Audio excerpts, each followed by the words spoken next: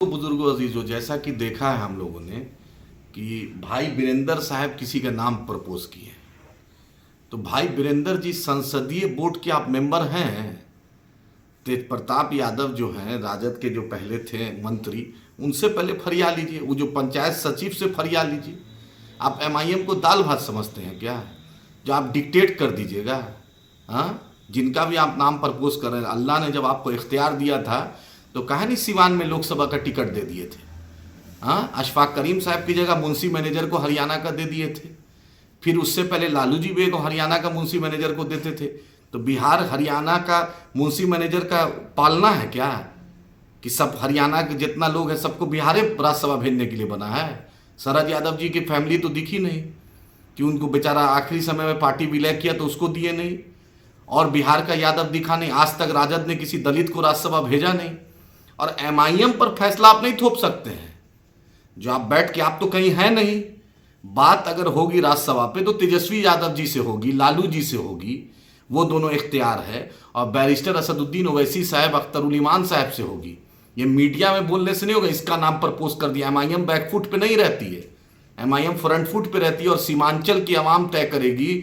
Barrister Asaduddin Owaisi साहब की क़यादत में, अख्तरुल इमान साहब की क़यादत में सीमांचल के लोग ने वोट दिया है हमें। उस मिट्टी का कर्ज है हमें, समझे भाई बीरेंद्र साहब?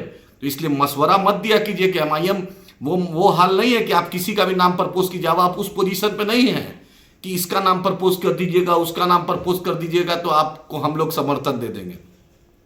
कोऑर्डिनेशन कमेटी होगी, उसमें अख्तरुल इमान साहब और हमारे एमएलए रहेंगे, और बैरिस्टर असदुद्दीन ओवैसी साहब का आशीर्वाद रहेगा, उनका दिशा निर्देश रहेगा, तभी एमआईएम किसी पर फैसला करेगी। तो गलतफहमी मत पालिए।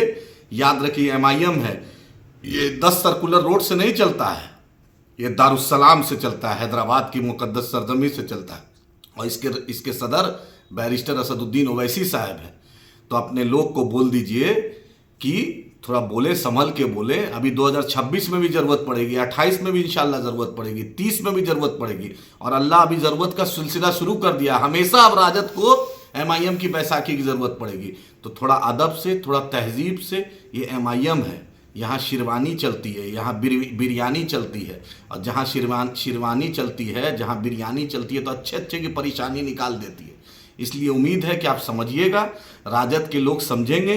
अगर बात करना है तो तेजस्वी जी बात करें, बात करना है तो लालू जी करें। और बैरिस्टर असदुद्दीन ओवैसी साहब, अख्तरुल इमान साहब, मेरे पार्टी के अध्यक्ष, मेरे रियासती सदर, उनसे बात कीजिए। मीडिया से हम बात नहीं करते हैं। उम्मीद है ये मैसेज राजद के टॉप लीडरशिप सुनेगी, सभी लोग सुनेंगे। और हम भी बीजेपी को हराना चाहते हैं, लेकिन तहजीब तमद्दुन में, प्रोटोकॉल में, सिस्टम में सबको लेके चलिए।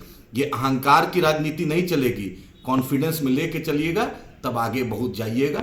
वरना 25 सीट पर हैं, कल 10-12 सीट पे आ जाइएगा, कोई देर नहीं लगती। अच्छे अच्छे को बिहार की जनता ने बता दिया। हमारा भी लक्ष्य भाजपा को हराना है, लेकिन आपको जो सिस्टम है, सिस्टम को फॉलो करना पड़ेगा और एमआईएम का प्रोटोकॉल को फॉलो करना पड़ेगा। शुक्रिया।